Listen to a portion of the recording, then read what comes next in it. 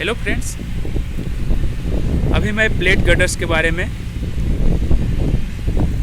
थोड़ी और जानकारी दे रहा हूँ आप लोग को। जो प्लेट गटर्स के कंपोनेंट्स है वो सबसे पहले bottom flange, top flange, web, stiffeners. Stiffener में दो टाइप्स के, हॉरिजॉन्टल स्टिफनर, वर्टिकल स्टिफनर। चूँकि यहाँ पे वेब का डेप्थ जो है रिलेटिवली कम है, लाइक 2 मीटर्स, तो इसमें हॉरिजॉन्टल स्टिफनर नहीं प्रोवाइड किया गया है। और यदि वेब डेप्थ जो है 2500 mm या उससे ज़्यादा हो तो उसमें हॉरिजॉन्टल स्टिफनर भी प्रोवाइड किया जाता है। तो यहाँ पे हम देखेंगे कि इसमें सिर्फ वर्टिकल स्टिफनर प्रोवाइड किया गया है। उसमें वर्टिकल में दो टाइप के होते हैं। एक जो ये सब स्टिफनर आप देख रहे हैं बीच वाले, इसको इंटरमीडिएट स्टिफनर बोलते हैं, और जो एंड पे है इसको हम बेरिंग स्टिफनर बोलते हैं। बेरिंग स्टिफनर एक्चुअली जो होता है वो टॉप फ्लैंज से जो लोड होता है उसको बॉटम फ्लैंज में ट्रांसफ़र करता है और ये बेरिंग पे ट्रांसफ़र करता है। तो आई सेक्शन जो प्लेट गटर्स है वो आई सेक्शन है। इसमें जो मोस्टली जो बेंडिंग होता है, जो मैक्सिमम बेंडिंग होता है वो सेंटर पे आता है। क्योंकि ये दोनों साइड सिंपली सपोर्टेड है तो मैक्सिमम बेंडिंग जो है सेंटर पे आती है। तो जो इसमें बेंडिंग मोमेंट होता है वो टॉप फ्लैंज और बॉटम फ्लैंज वो बियर करती है, और जो इसमें शियर स्ट्रेसेस होती है वो वेब बियर करती है। तो इसका जो सेंट्रल लोड है, जो स्पाइन का लोड है, वो बेरिंग स्टिफनर से होते हुए बेरिंग के पास आता है। और बेरिंग जो है जो भी सुपर स्ट्रक्चर लोड है उसको सब स्ट्रक्चर, यानी कि जो पियर कैप है, पियर्स है, एबटमेंट है, उसमें ट्रांसफ़र करके और सब स्ट्रक्चर से होते हुए वो फाउंडेशन में जाके नीचे अर्थ में डिस्ट्रीब्यूट हो जाती है। तो प्लेट गर्डर्स में अंदर में आप देखेंगे कि इसमें क्रॉस फ्रेम्स है जो कि दो गर्डर्स को आपस में कनेक्ट करके रखती है और उसको हमेशा अलाइनमेंट को बना के रखती है कि कोई भी लेफ़्ट या राइट मूवमेंट ना हो, फ्रंट और बैक रियर मूवमेंट ना हो इसमें। तो आपको हम दिखा रहे हैं ये जो गर्डर्स है ये रिवेटेड प्लेट गर्डर है। इट मीन्स इसमें जो भी कनेक्शंस हैं, bottom flange, top flange, wave connection, splice connection, वो सारी रिवेट से की गई है, इसलिए इसको रिवेटेड प्लेट गर्डर बोलते हैं। और आप इसके बगल में जो देख रहे हैं इसको बेल्डेड प्लेट गर्डर बोलते हैं, कि जिसमें जो बॉटम फ्लैंज है, टॉप फ्लैंज है, स्टिफनर से बेरिंग स्टिफनर, उसको बेल्डिंग के थ्रू कनेक्शन किया गया है। और इसमें जो इंटरमीडिएट स्टिफनर है उसमें HSFG बोल्ट लगे हुए हैं। और इसमें एक और ख़ास बात है, इसमें जो स्प्लाइस है, स्प्लाइस में रिवेटेड कनेक्शन दिया गया है, बट स्टिल इसको हम बेल्डेड प्लेट गर्डर बोलेंगे क्योंकि इसका जो मेन कंपोनेंट है, जो मेन सेक्शन है web, top flange, bottom flange, उसको वेल्डिंग के थ्रू फैब्रिकेशन किया गया है। ये जो आई सेक्शन है ये सारे के सारे मेंबर बिल्टअप सेक्शन है। बिल्टअप सेक्शन वो होता है जिसको फैक्ट्री में नहीं बनाया जाता है, जो फैक्ट्री से डायरेक्टली रोल्ड होकर नहीं निकलता है, जैसे कि ISMB, ISMC, ISA, Indian standard angle, channels, I section, T section, L section, जो भी सेक्शंस रोल्ड होकर निकलते हैं उसको रोल्ड सेक्शन बोलते हैं। और वो मैक्सिमम 600 डेप्थ तक उसका रोलिंग किया जाता है, उसको बनाया जाता है फैक्ट्री में।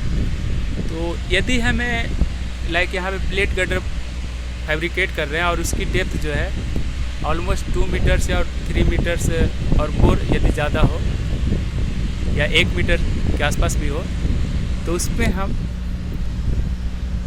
अलग अलग प्लेट्स को ऐड करके उसमें हम बिल्डअप सेक्शन बनाते हैं कि टॉप प्लेट आएंगी, बॉटम फ्लैंज के लिए बॉटम प्लेट रहेगी, वेव के लिए अलग प्लेट रहेगी।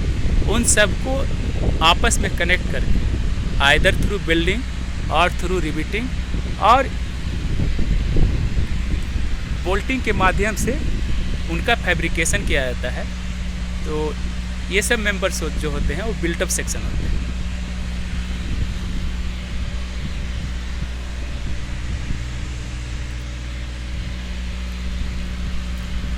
अब हम बात करेंगे यहाँ पे बेरिंग्स की।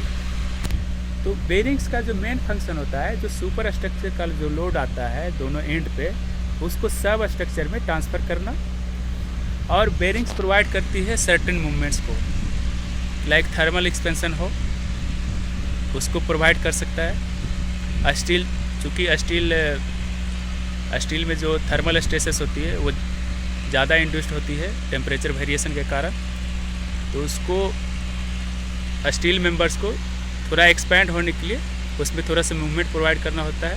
अदरवाइज उसमें जो है स्ट्रेसेस जनरेट होंगी और वो बेंड हो सकता है, उसके बिहेवियर में काफ़ी चेंजेस आएगी। तो इसलिए बेरिंग में जो है एक उसमें गाइड स्ट्रिप लगी होती है और उसमें थोड़ा फ्री मूवमेंट के लिए उसमें कुछ अलाउंस प्रोवाइड किया जाता है ताकि उसका फ्री मूवमेंट हो सके। और ये मूवमेंट ज़्यादा नहीं होता है, like 10 mm 15 mm its maximum. दूसरा जो बेरिंग का काम है वो सुपर स्ट्रक्चर लोड को सब स्ट्रक्चर,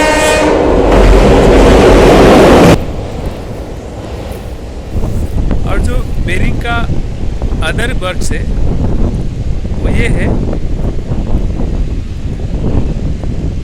कि एक तो सुपर स्ट्रक्चर से सब स्ट्रक्चर में लोड ट्रांसफ़र करना, दूसरा थर्मल एक्सपेंशन प्रोवाइड करना, और तीसरा जो इसका जो डिग्री ऑफ फ्रीडम है उसको रिस्ट्रिक्ट करना कि लाइक इसमें लॉन्गिट्यूडनल, ट्रांसवर्स, रोटेशनल जो मूवमेंट होना है वो कौन सा मूवमेंट अलाउ करना है वो अलाउ करना, और कौन सा मूवमेंट अलाउ नहीं करना है उसको रिस्ट्रिक्ट करना होता है। अदरवाइज गर्डर का जो अलाइनमेंट है वो डिस्टर्ब हो जाएगा और जो स्पैन के फंक्शंस है, जो प्रॉपर इसका ब्रिज का जो फंक्शंस है वो डिस्टर्ब हो जाएगा। लोड ट्रांसफ़र मैकेनिज्म जो है काफ़ी डिस्टर्ब हो जाएगी, जिससे बाद में बहुत प्रॉब्लम आ सकती है और एक्सीडेंट वगैरह के चांसेस बढ़ जाएंगे। ब्रिज में बहुत सारे अलग अलग टाइप्स के बेरिंग्स होते हैं। यहाँ पे फ्लैट बेरिंग यूज़ किया गया है। इस बेरिंग में जो गडर का बॉटम फ्लैंज है उसमें उसके बॉटम में एक प्लेट लगाई जाती है और उसके नीचे एडिशनल प्लेट लगाई जाती है और उन दोनों को मिला के बेरिंग बोला जाता है। और वो जो रेस्ट होता है वो बेस प्लेट यानी कि बेड प्लेट पे रेस्ट होता है और इसके चारों एंड पे HD बोल्ट होता है, that is holding down bolt. जो आप ये जो बोल्ट देख रहे हैं इसको HD बोल्ट बोलते हैं और एंकर बोल्ट भी बोल सकते हैं। तो ये जो HD बोल्ट है ये बेस प्लेट को स्टेबल रखता है, ये बेस प्लेट कभी कहीं भी मूवमेंट ना हो पाए और उसके ऊपर गर्डर जो है रेस्ट किया रहता है।